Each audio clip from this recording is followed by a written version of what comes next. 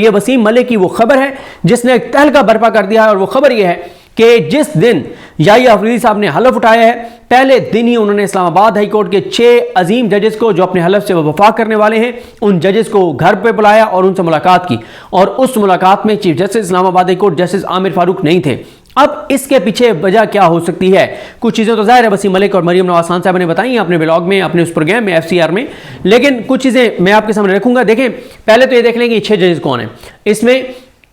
इन 6 जजेस में जो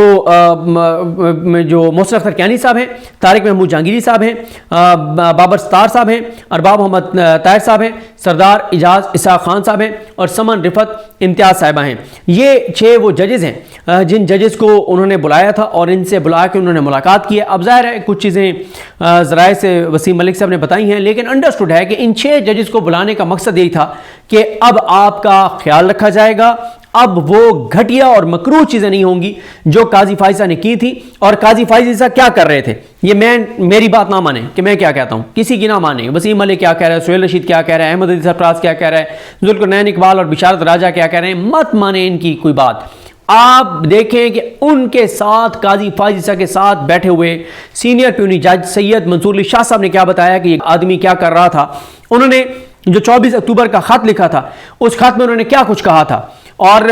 ये एक तरह से मंसूर अली शाह साहब का एक और मुतालबा माना है याहिया अफरीदी साहब ने, क्योंकि मंसूर अली शाह साहब बार बार कह रहे थे फायर वॉल होनी चाहिए, फायर वॉल होनी चाहिए, फायर वॉल होनी चाहिए, जजेस की प्रोटेक्शन होनी चाहिए, अदलिया का तहफ़्फ़ुज़ होना चाहिए, मुदाखलत बंद होनी चाहिए। तो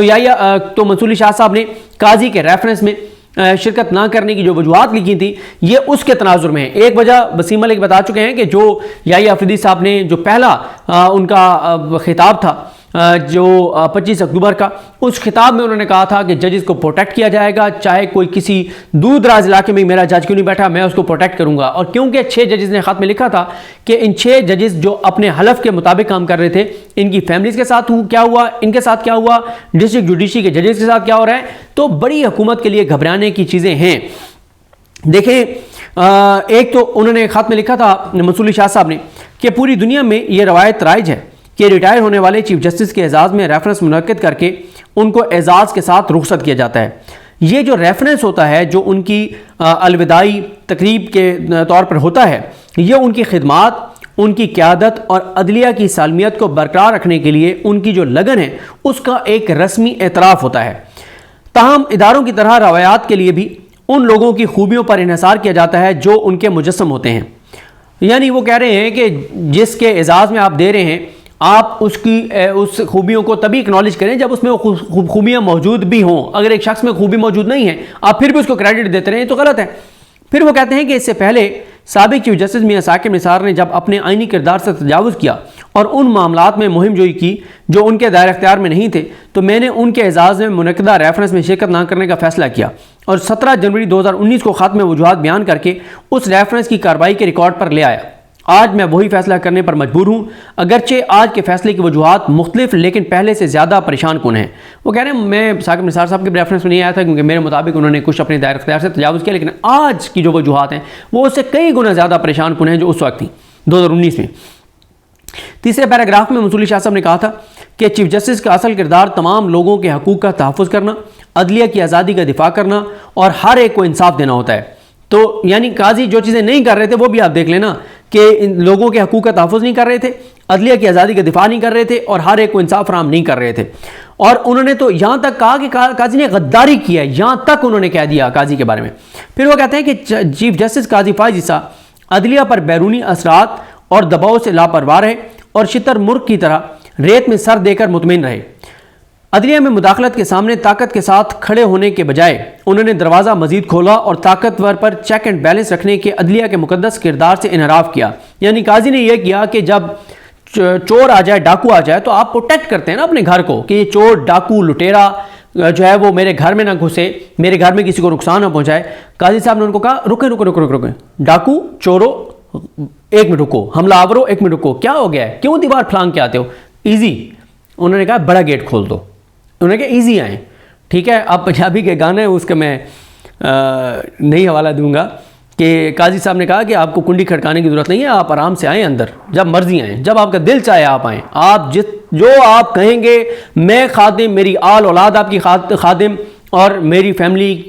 की एक और मेंबर भी, आपको पता है कि आपके साथ कितने राब्ते में हैं, तो मैं तो पूरे ख़ानदान समेत आपका ताबेदार हूँ। और पूरा, अब क्योंकि मैं बैठा हूँ, आपका भाई बैठा है, ये गुंडा और बदमाश बैठा है, तो इस गुंडे और बदमाश की तमाम अदालतें आपके सुपुर्द हैं, जिससे जो काम लेना लो, जिस जात के बहनोई को उठाना उठाओ, किसी के बाप को उठाना उठाओ, किसी की फैमिली की कोई जाली तस्वीरें जारी करनी है करो, किसी के फैमिली के डॉक्यूमेंट जारी करने करो, जो तुम्हारा दिल चाहे मन मर्जी करो, खुल के खेलो। ये मुल्क तुम्हारा है, ये अदालतें तुम्हारी हैं, मैं तुम्हारा खादिम और नौकर बैठा हूँ, मैं गुंडा और बदमाश बैठा हूँ, जो तुमने करना है करो, मैं तुम्हारे साथ हूँ। और ऐसी की तैसी अगर आइन आपको कुछ कह सके या इस मुल्क का कानून आपको कुछ कह सके, आप छोड़ दें सारी बातें। और ये शहबाज शरीफ से भी आगे चले गए, काजी फायद शहबाज शरीफ से भी आगे चले गए। उसके बाद वो कहते हैं कि उन्होंने दरवाज़ा मजीद खोला और ताकतवर पर चेक एंड बैलेंस रखने की जो अदलिया का मुकद्दस किरदार है कि ताकतवर पर चेक एंड बैलेंस रखना होता है, उससे नाराफ़ किया। अदलिया का दिफा करने में ना तो उन्होंने जुर्रत और ना ही इखलाकी कुव्वत का मुजाहरा किया, बल्कि कानून की हुक्मरानी के इंतहाई बुनियाद पर समझौता करके उन लोगों का साथ दिया जो अपने फ़ायदे के लिए अदलिया को कमज़ोर कर रहे थे, अदलिया को कमज़ोर करने वालों के साथ रहा। ज़ाहिर है काजी की जो है वो आपको पता ही है कि उसकी क्या मजबूरियाँ थी, ऐसी मतलब अब तो समझ नहीं आती कि कैसी कैसी पता नहीं काजी की चीज़ें उनके पास थी कि काजी जैसा तो मकरूह शख्स पूरी पाकिस्तान की तारीख में नहीं आया, इतना घटिया और बदबूदार किरदार जो एक किरदार इसने अदा किया है। उसके बाद वो कहते हैं कि अदलिया अदालती हमांगी कायम करने के लिए इज्तमाइयत और इज्जत लाजमी अवामिल हैं, लेकिन जस्टिस काजी फायज़ ईसा के इक़दामात उन लवाज़मात के सरीहन खिलाफ थे। खुद परस्ती के खौल में बंद होकर वो मुकालमा करने में नाकाम हुए और इत्तफाक राय हासिल ना कर सके, जो अदालती क़यादत के लिए ज़रूरी है। उनके यहाँ इस अदालत के फैसलों की कोई इज्जत नहीं, और तो और इंतहाई तौहीन अमेज़ रवैये और इंतहाई बेशर्मी बदतमीज़ी के साथ उन्होंने हुकूमत को यह तजवीज़ दी कि वो हुकूमत चाहे तो अदलिया के फैसलों पर अमल ना करे, कोई मसला नहीं है। जस्टिस काजी फायज़ ने एक तल्ख तकसीम पैदा की और अदालत के अंदर उन्होंने जो जजेस के दरमियान तल्लुकात थे उनमें दरार डाली, जिससे अदलिया दागदार हुई, अदलिया का चेहरा दागदार हुआ और ये दाग लंबे अरसे तक रहेंगे। मंसूर शाह साहब कह रहे हैं कि शुतुरमुर्ग की तरह रेत में सर दबाए रखा, बेफिक्री दिखाई, बैरूनी दबाव और असर अंदाज होने की कोशिशों से मुतालिक कोई उन्होंने इक़दाम नहीं किए, और वो बजाय इसके कि मुदाखलत के सामने एक मजबूत दीवार बन जाते, उन्होंने तमाम दरवाजे खोल दिए और उन्होंने जो ताकतवरों को हदूद क़यूद में रखने का एक जो मुकद्दस जिम्मेदारी है उसको नुकसान किया। उनमें हौसला नहीं था, उनमें हिम्मत नहीं थी, उनमें जुर्रत नहीं थी, और उन्होंने ताकतवर कुव्वतों के लिए मैदान खुला छोड़ दिया। उन्होंने अपनी ज़ाती मफाद के लिए अदलिया को जो है कमज़ोर करने वालों का साथ दिया और कानून की बुनियादों को उन्होंने कमज़ोर कर दिया और खोखला कर दिया। मैं तो ये समझता हूँ कि कानून की नहीं, उन्होंने पाकिस्तान की बुनियादों को कमज़ोर किया, जिस तरह से उन्होंने 8 फरवरी के इंतखाबात में धांधली करवाई और जजेस में तकसीम पैदा की, और उनमें कोई ऐसी सलाहियत नहीं थी जो किसी चीफ जस्टिस में होनी चाहिए, और अदालत की कोई एहतराम नहीं था, फैसलों का बेशरम थे, तौहीन अमेज़ चीज़ें उन्होंने की और हुकूमत को जिस तरह से उन्होंने की और तकसीम के बीज बोए, तल्लुकात जजेस के खिलाफ किए, और जिस तरह से मैंने आपको बताया कि उन्होंने कहा कि जो अदलिया के चेहरे पे वो गहरे जख्म लगा कर गए हैं, ये जख्म, ये दाग बहुत अरसे तक जो है वो बरकरार रहेंगे। और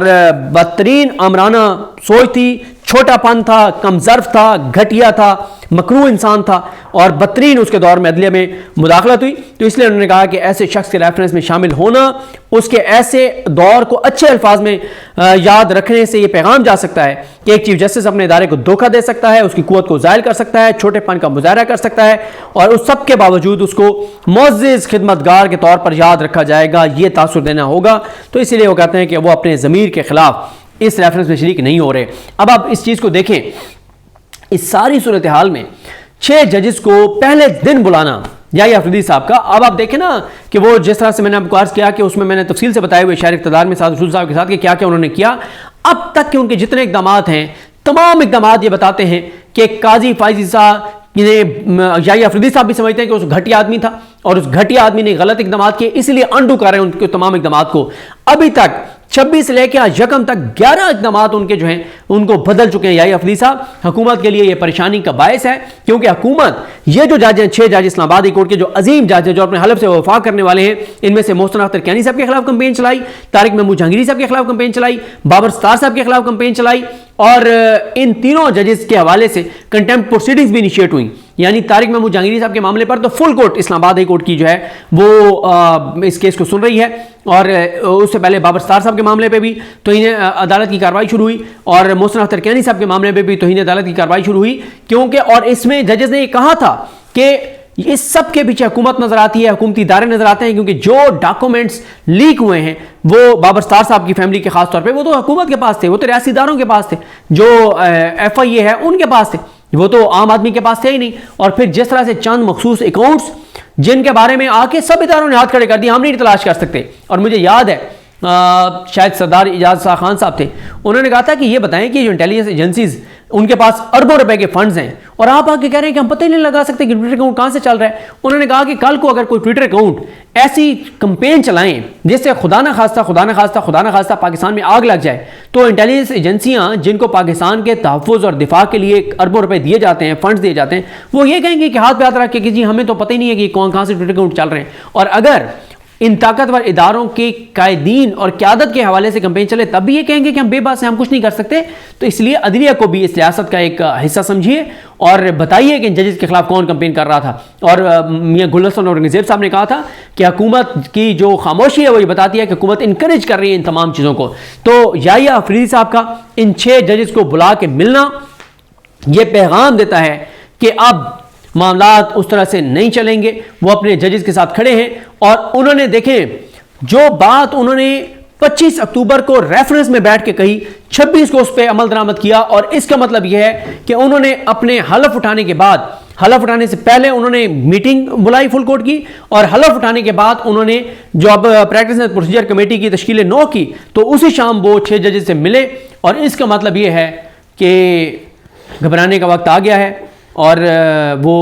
नदीम अफजल चंद साहब वाली बात है कि मुख्तियारिया गल वध गई है तो हुकूमत दसदी नहीं पई, लेकिन इनकी शक्लें देख के आपको समझ आएगी और चीज़ें हुकूमत के लिए ठीक नहीं है। अगर याहिया अफरीदी साहब ने अपनी अदलिया के, अपने इदारे के इज़्ज़त, वक़ार, एहतराम, मकाम, मर्तबे को बहाल करने का फ़ैसला कर लिया है, तो ये पाकिस्तान और पाकिस्तानियों के लिए अच्छी खबर है। लेकिन चोरों, डाकुओं, लुटेरों, घुसपैठियों, डकैतों के लिए, कच्चे के डाकुओं के लिए, तमाम पूरे पाकिस्तान के डाकुओं के लिए ये बुरी खबर है। मुझे अपनी दुआ में याद रखिए। अल्लाह करीम हम सब का हामी नासर हो। अल्लाह हाफ़िज़।